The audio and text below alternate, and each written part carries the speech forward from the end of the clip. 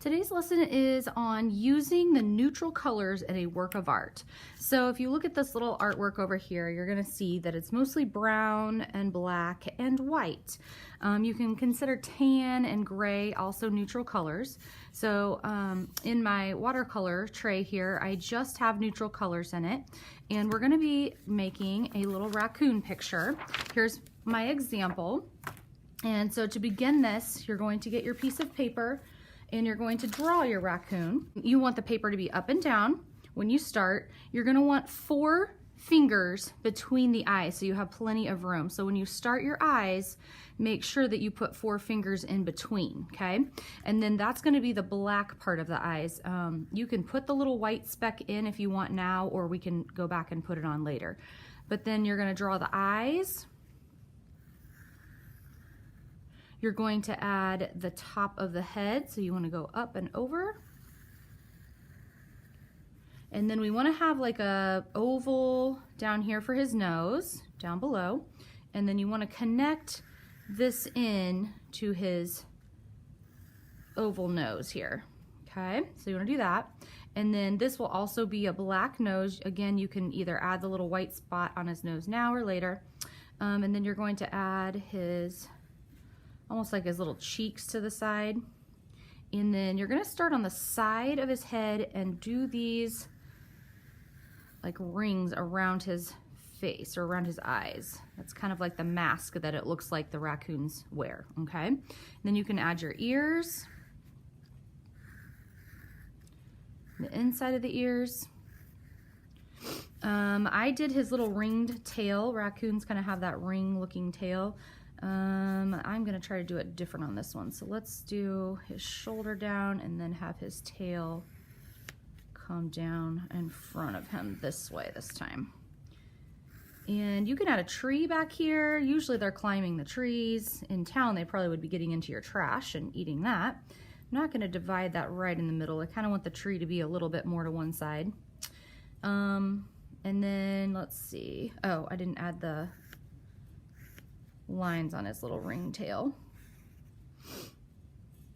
And then over here on the tree, I'm going to add a little texture just by adding some wavy lines for the bark. You can add a little curl or so. Just a little bit of roughness to show that it's the tree. And I think that's good. So then what I did was I took the black Sharpie and I actually used it to color in the eyeball because it's so small. So I'm going to finish tracing this and getting it ready for the actual watercolor paint and the neutral colors of brown, blacks, and grays. And white, sorry. All right, I got it all Sharpie markered, and a couple of details I didn't mention. I also colored in the little blacks of his ears. I'm going to add just a few little like dots in here, kind of where his muzzle comes forward and his little whiskers would kind of be coming out. And I'm also going to add some fur lines, so that just a couple of dashed lines through here. So it looks like his fur kind of coming through here. Then once you feel like you have enough of those on there, it's time to paint. One thing I did not do yet was write name and class ID, so make sure you don't forget to do that.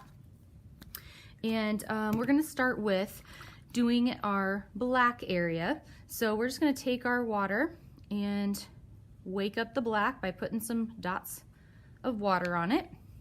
And make sure you always have a paper towel with your bowl of water and brush whenever you paint. Doesn't matter what kind of paint you're using, but you always want to have that. And this part here around his eyes is actually the black area, so you're going to want to make sure that you go carefully. Now that you are finished with the blacks of the eye rings, I'm going to go down here away from the wet area to kind of give that a chance to dry before I do anything else that's touching that. That way they don't run together. So I'm going to come down here to the body, and I want that to be more of a gray color. So what I'm going to do is either wet the paper first, like I'm doing right now with my brush, or you're going to need a lot of water and just a tiny bit of black. And when you have a lot of water, what it does is it waters it down. It doesn't even make it black anymore. And if it is very black like that, notice what I did immediately. I put some water with it and I'm spreading it out quickly. Once it soaks into the paper, you won't be able to move it as easily. So you want to keep it wet and you want to keep it moving if it's too dark for you. And I'm also gonna go do his ears on the outside here the same way with that gray color. If the black is wanting to kind of pool down here in the crease of the paper, you just need to keep taking your brush, pulling it out, and moving it to another area. So if you find that it wants to look really black in one area, just take your brush. Like I said, with one swoop, you can pick some of that up and move it elsewhere. Now down here on the tail, the same thing. They kind of have like this black and white or black and gray kind of ringed tail. So I'm going to take a little bit of black here and paint in one section and make it a pattern. So I'm going to have a black and a light one, and a black and a light, and a black and a light. So that's why I'm kind of skipping it. It's like a pattern. You can leave this part white, or you could do a gray, and I'm not even sure I'm going to touch the paint too much on that. I'm going to basically just use the water because it's already kind of a gray color, and I almost don't even have to have any paint on my brush to make it a light gray color. And again, you have to be real careful because this black I just freshly painted, so it could easily run into this other section if I'm not super watching what I'm doing. So you can see you can make different shades of the gray. There's really light gray on his tail. There's more of a medium gray on his body and face. And then you've got your dark black right here on his face too. So like this almost even looks a little gray. I'm gonna put a little more here. All right, I'm ready to move on to the tree. And so the same thing for the tree. We need to wake up the brown, put some dots of water in there, and then paint your tree with your brown. You're gonna take your brown, just like we talked about, and you can add a little black in there. That was a lot of black, yikes. So I'm gonna add a whole lot more brown and really move that around. Remember to go slow and carefully when you're up against the edge of another area so you don't accidentally mix the two or have it running into that area. Slow down and concentrate.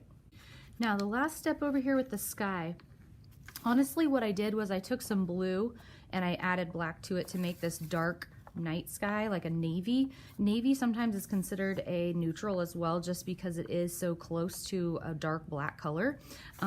You can do that as well if you want, or you can use the black again and just paint a black night sky. What that's gonna do though to my name is make it disappear if you paint over it. So you may have to rewrite your name in a different area, maybe over here on the tree once it's dry. I'm gonna try this and see how I like it. Now remember, if this is on your seat sheet and it gets a little paint on your seat sheet, it's not a big deal. So that's why it's nice to have your seat sheet. You don't have to clean all that up at the end. You might be also wondering why I didn't put arms or legs on him. I just kind of simplified him into the basic shapes. And so I didn't put arms or legs. You can if you want, but I just was trying to make it so it was a simpler drawing process and more focused on the colors that we were going to be using, which are the neutral colors. So once this dries, I'm going to go back and put the stars on, and I'm going to show you a fun little trick with that. So let this dry and I will be back. Okay, the background has had a chance to dry now, and so what I was going to show you was, and I'm not sure how well this is going to work, I'm going to see, but what you're going to want to do is go ahead and get your white, a little bit of water on it, and you're going to want to use the other side of your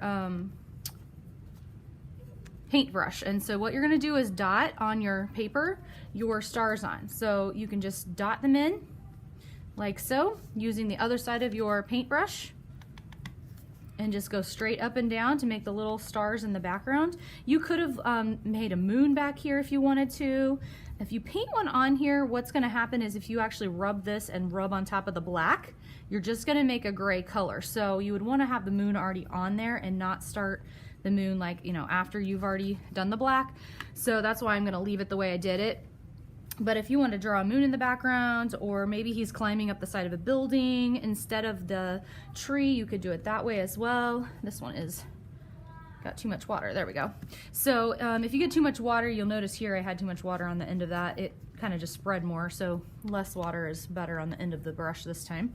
But you can go back and just add another dot somewhere else if it's gonna spread too much for you.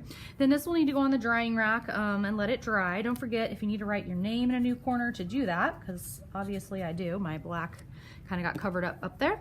And then you've finished your neutral color piece of art. You could also make us an owl, or maybe a different animal that is brown and black, or white or cream or tan. Any of those colors would work for neutral colored artwork. So you can do something besides a raccoon.